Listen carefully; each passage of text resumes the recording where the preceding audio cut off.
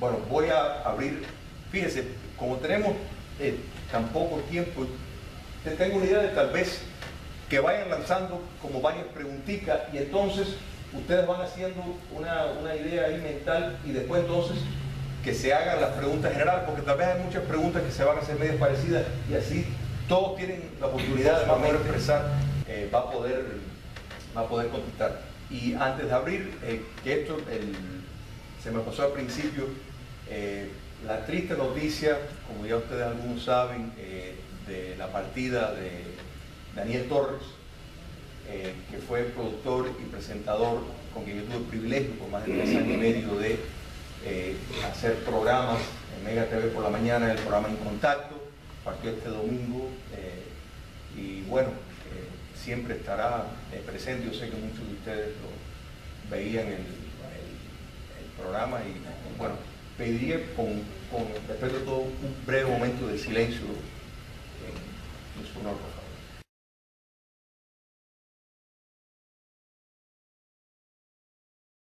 Bueno, muchas gracias. Ok, Héctor, a ver qué pregunta. Laura, si quiere hagan la pregunta y de esa manera entonces después ustedes vayan anotando. A ver, la pregunta mía es sobre una serie de acontecimientos que ejecutó la Unión Europea recientemente, que a mí me lucen contradictorias. Quisiera saber la opinión del panel sobre eso. En Cuba hubo miles de muertos y en Venezuela solamente hubo cientos de muertos. En Venezuela ha habido miles de presos y en Cuba ha habido cientos de miles de presos. Sin embargo, la Unión Europea ahora ha sancionado a Venezuela y le ha levantado todas las sanciones a Cuba, ha establecido nuevos convenios comerciales con Cuba en esos mismos días y además ha prostituido la ciencia política con un nuevo concepto que se llama una democracia de partido único, que es una cosa totalmente contradictoria. ¿A qué se debe esta contradicción de sanciones de la Unión Europea contra un régimen y el otro, ambos perversos? Pero a ver, Laura, tú tenías una pregunta y así entonces después pues lanzamos a la pista. Sí, yo me quería referir especialmente al académico historiador, el señor Ram, que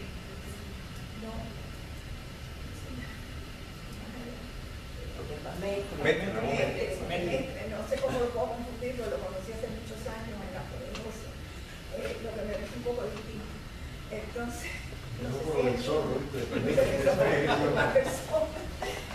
Anyway, lo que quería preguntar era, nos interesa saber a muchas personas por qué, refiriéndome a como usted describió a Trotsky, la descripción que nos dio, la cual compartimos, quisiéramos saber por qué aquí en este exilio tan cubano, como admitimos o perdonamos o no nos fijamos o nos olvidamos de aquellos pseudo-trotskistas o trotskistas.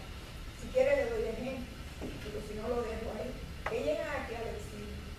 Si no lo dejo ahí o si no, si quiere decirle, le digo ejemplos que son muy vivientes en mi persona, porque los he enfrentado, que es como el señor Ricardo Bofill con sus derechos humanos. Y cuando él, con mucho desparpajo, he oído decir así de frente, me ha dicho que Fidel Castro no era tan comunista. Y ahí fue donde salió la microfracción, el cual él fue el que terminó mal en la cárcel y defendió sus derechos humanos. El otro era el comandante Gubernatón, que él dijo en su libro, y se lo dijo a Tony Barona en un programa de Radio Mambí, le dijo que había que hacer en Camagüey al principio una limpieza. ¿Por qué? ¿Quién lo mandó a él? Se le olvidó que los cubanos teníamos aquello de ser hijos de Dios y que la vida es sagrada. Muchas gracias. Su pregunta, sí. La mía. Después, la pregunta que tenía y después... Sí, no, yo tengo varios datos, pero quería saber la cantidad precisa que Stalin mató en millones de personas. Yo tengo 32, después me llegó otro dato de 28. Entonces estoy en duda. 62 millones. ¿Cuánto? 62 millones calcula el libro. Entonces me quedé corto, pero los libros míos son viejos ya. No, pero es que la diferencia es enorme entre lo que dicen, o sea, la Ajá. diferencia es entre 18 millones y 62 millones. 62, entonces. Las preguntas. Gracias. Y después vamos a usted. ¿Hay más preguntas? Bueno, yo creo que estamos el sintetizar para que todos tengan la oportunidad de contestar las preguntas que hicieron, captar un poquitico de cada una. Así que vamos para que vayan cada uno de ustedes contestando. Sinopsis de las preguntas que hicieron. Pero ¿quieres que contestemos pregunta por pregunta? Todas las preguntas. Todas las preguntas las que ustedes prefieren. Bueno, está bien, son tres. Bueno, no sé si el caballero No, ya la meta completa. las cifras, pero bueno, con respecto a la política común hacia Cuba, creo que se llamaba así. Sí. La, O sea, la diferencia postura entre Cuba, la diferencia entre la que política de Cuba y la hacia abajo. si mal no recuerdo, instrumenta inicialmente el gobierno de José María Aznar, el gobierno español, y después es adoptada malamente o con renuencia por otros países miembros. Ignoro los criterios, especialmente los confieso de la Unión Europea, para hacer esa distinción incongruente y contradictoria, como se bien dice. Pero no hay duda de que el régimen castrista goza de una aureola todavía, pues ustedes la llamarían romántica, diría que es una combinación de mala fe y también los trabajos de los servicios especiales cubanos a la hora de chantajear, de captar, de seducir, Sobre todo. de hacerle la compulsión, pero no me consta que esa ha sido la gran distinción entre las dos posturas. Maduro, el chavismo, no tienen remotamente ese atractivo revolucionario. Muchos de esos europeos precisamente en sus tiernas juventudes seguro que soñaban con Che Guevara, leían los diarios. Desgraciadamente todavía ese rezago de la juventud idealista, entre comillas, o eso, de complicidad homicida, pero bueno, existe. El chavismo es demasiado joven y creo que no tiene tampoco la capacidad de mercadotecnia, para hablar en términos modernos, de vender su marca con esa eficacia. Con respecto a la pregunta que usted hace sobre trotskistas, no me consta que Ricardo Bofill, por lo menos cuando llega a Estados Unidos, fuese un trotskista. En Cuba creo que sí se identificaba más con Trotsky, junto con otros miembros de la microfacción o del grupo de disidentes que habían sido marxistas o marxistas académicos. Aquí yo no le conozco esa proyección, tampoco se la conozco a Hugo Matos. Lo conozco como un preso político que cumplió su condena. No comparto ni conozco realmente muchas de sus ideas, pero en el caso de Ricardo, le puedo decir que el movimiento de derechos humanos que vinculamos, que asociamos con él, trotskista no, yo no creo que en Cuba el régimen castrista, que le dedica toda esa publicidad peyorativa, hace una serie de documentales para desacreditarlo, estuviese demasiado preocupado por su doctrina o su interpretación del marxismo y más por el daño que le podía hacer en ese momento en particular en Occidente el movimiento de derechos humanos que Ricardo y otros opositores llamados disidentes, algunos nunca fueron castristas, pero casi todos efectivamente provenían de las filas del marxismo, pues le crean, yo creo que un problema de imagen al régimen en ese momento. No, si es trotskista o no, o si fue trotskista, le diría lo mismo que he dicho sobre León Trotsky, el mito de Trotsky, que además tuvo la suerte de contar aquí en Estados Unidos con el padrinazgo de uno de los grandes críticos literarios estadounidenses del siglo pasado, Edmund Wilson, que escribe un libro que sí está lleno de romanticismo y tonterías, muy bien escrito, por supuesto, To the Filling Station, una historia del marxismo y de algunos marxistas, y en él incluye a Trotsky como una figura merecedora de cierta admiración, y dicho sea de paso, uno de los individuos que yo más admiro y respeto, y me identifico con el escritor Vladimir Nabokov, un ruso exiliado cuyo padre fue un constitucionalista, lo que va a llamar un liberal, no un liberal al estilo americano, un liberal al estilo europeo, asesinado por fascistas en Alemania. Y esa amistad entre Wilson y Nabokov, precisamente, llega a su fin por algunos de los planteamientos tontos, estúpidos, románticos, no quiero decir románticos, pero son cretinos y también voy a usar el término de complicidad homicida o complicidad inmoral con esos regímenes. Nabokov lo puso en su lugar y hay unas cartas que les recomiendo a los interesados de Nabokov a Wilson que pudiese escribir cualquier exiliado cubano acerca de los móviles de su exilio y de la realidad de la Cuba, o en este caso la Rusia, sin romanticismo y sin idealización, de la Rusia que conoce Nabokov. Por supuesto que los enemigos, Nabokov diría que era un bitongo burgués que representaba la ideología de su clase y que todas son mentiras justificando el zarismo. No, son verdades justificando la complejidad, lo que diría un zorro, la complejidad, el pluralismo de esa sociedad pre-revolucionaria, que dicho sea de paso, creo que en el siglo XIX el zar, y de nuevo esto no justifica nada, ejecutó menos personas que Stalin en un solo día de carnicería en los peores años del terror. Seguramente.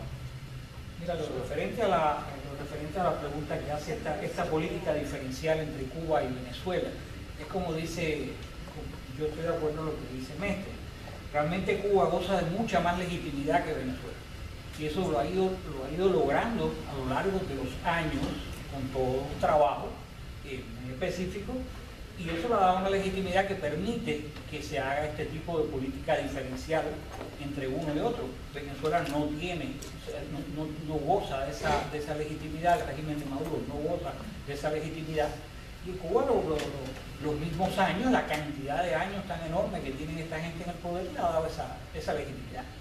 ¿Y ustedes no considerarían que a lo mejor ellos piensan que el régimen de Maduro está muy débil, que está próximo a caer, y que sin embargo la dictadura de Cuba está muy sólida?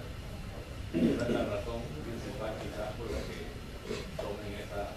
Pues puede ser, pero yo creo que en el fondo lo que hay es mucha más cercanía por parte de los miembros del Estado, la gente que decide. Cuando hablamos de la Unión Europea no hay un hombre decidiendo, hay todo un universo de gente, de políticos, de burócratas. Realmente la Unión Europea lo que es una organización de burócratas que están mucho más cercanos a la revolución cubana desde con toda una serie de razones ideológicas, que es lo que lo legitima.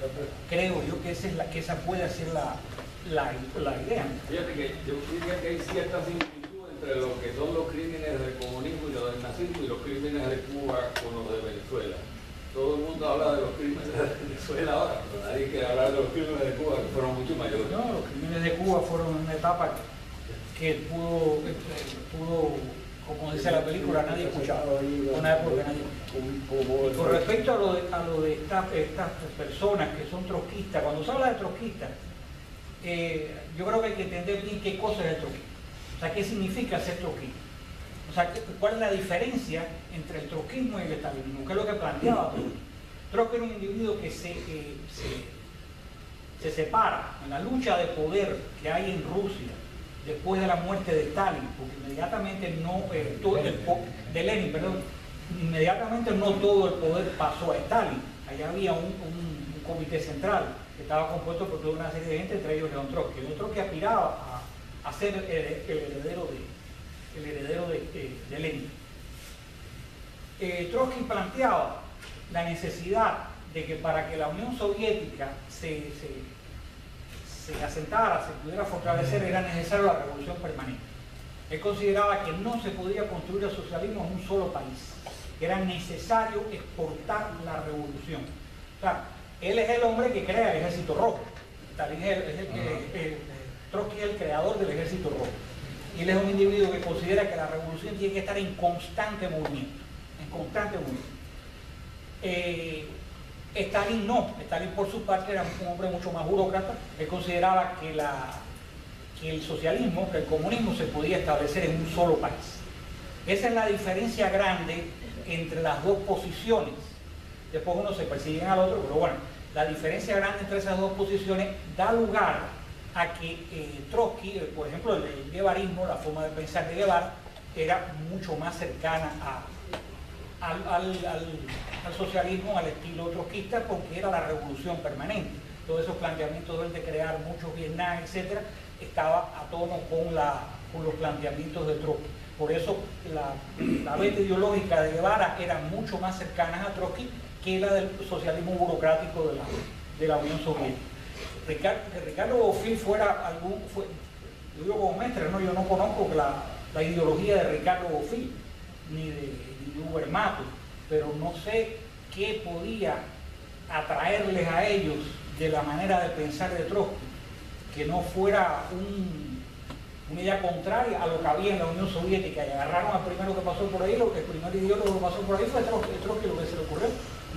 Yo no veo ninguna afiliación en la forma de pensar de Ricardo Bofill, pero bueno, si él defendía eso, pues era muy particular eso. El doctor Salvador le tiene una pregunta que será para Armando. Yo quisiera saber en qué medida está creciendo la intención de Obama con el nuevo giro que está tomando. Tengo entendido que ha formado una nueva organización que se llama Organizing for Action. No sé si ustedes pueden hacer un poco de luz en ese sentido. Y Ana María tiene una pregunta. Sí. Buenas noches.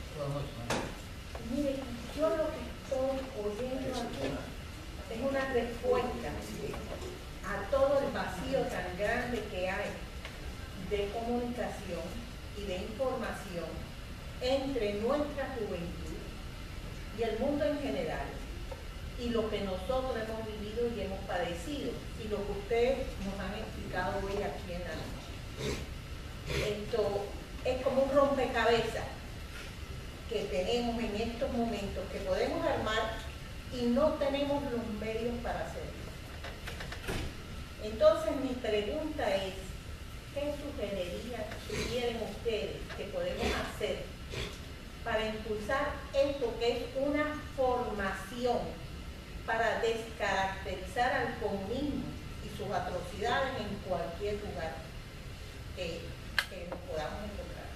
Gracias. Armando, tienes dos preguntas más y 5 minutos para contestar. Bueno, la de él sobre, bueno, yo creo que Obama, bueno, recordemos que es un activista comunitario formado en Chicago, que sus amistades no eran, por ejemplo, si ahora mismo yo fuese a aplicar al gobierno federal donde trabajo y se descubrieran las amistades que tuvo Obama durante su juventud y durante su activismo comunitario, como Hayes, el terrorista, y otros más, es decir, el pastor, que se heredó de la caída de las Torres Gemelas. Yo no entraría, obviamente, al gobierno federal. Será con esas credenciales puede trabajar en el gobierno federal, pero sin embargo fue el presidente de Estados Unidos. Ojo con la Michelle, con el intento de que pudiera ser candidata en algún momento. En fin, que creo que realmente es un hombre peligroso, que es un producto formado no del marxismo, pero sí del marxismo cultural. Ese es el ejemplo típico que yo a veces pongo. Exacto. La otra pregunta es la política diferenciada entre la Unión Europea, entre Cuba y Venezuela. Bueno, Cuba es la madre, la cabeza es la madre del comunismo, con esa no se quieren meter. La Unión Europea tiene cosas tremendas, por ejemplo, en el mismo momento en que se estaba tratando por primera vez de cambiar en época ya de la posición común, que estaba presionando la comunidad, la Unión Europea, estaban sancionando fieramente al primer ministro austriaco porque se le ocurrió no cuestionar el holocausto, sino la cifra del holocausto, nada más que por eso. Recordemos también, volviendo al tema de Cuba, que en el mismo momento en que Obama organizaba toda una agenda contra Honduras, contra el presidente hondureño Micheletti, porque hizo valer la ley contra este rufián, ¿cómo se llamaba? Zelaya. En ese mismo momento que Micheletti no había fusilado a nadie, en ese mismo momento Obama estaba impulsando ya la agenda para restablecer relaciones con Cuba y eliminando sanciones. Es decir, que yo creo que la idea es precisamente no es que quién se porta bien, a veces entre mejor, las versiones agudas del comunismo no son muy respetadas, pero las puras y duras del comunismo, como es Cuba, yo creo que esa es la bandera, por eso la quieren defender